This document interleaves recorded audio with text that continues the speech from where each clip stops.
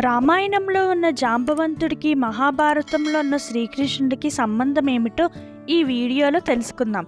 రామాయణంలో యుద్ధం జరుగుతున్న ఒకానొక సందర్భంలో జాంబవంతుడి రాముడితో నాకు మీతో యుద్ధం చేయాలని ఎందుకు అనిపిస్తుంది అని అంటాడు. దానికి రాముడు జరగాల్సిన సమయంలో మన ఇద్దరి మధ్య యుద్ధం జరుగుతుందని అంటాడు. అయితే ద్వాపర యుగంలో ఒకరోజు సత్యభామకు చిన్నాన్నైన ప్రసేనుడు శమంతకమణిని తీసుకొని వేటకు వెళ్ళి అడవిలో చనిపోతాడు. అయితే ప్రసేనుడు అన్నయ్య శ్రీకృష్ణుడే మణి కోసం చంపాడు అని నింద వేస్తాడు. అప్పుడు శ్రీకృష్ణుడు అడవికి వెళ్ళి కనుక్కోగా ప్రసేనుడిని ఒక సింహం చంపింది.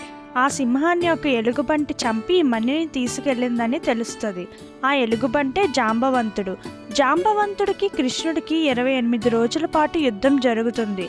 ఆ తరువాత జాంబవంతుడు ఇతడు ఎవరో కాదు శ్రీరాముడే అని గ్రహించి ఆ శమంతకమణిని తన కూతురైన జాంబవంతిని ఇచ్చి పెళ్లి చేస్తాడు. Thank you.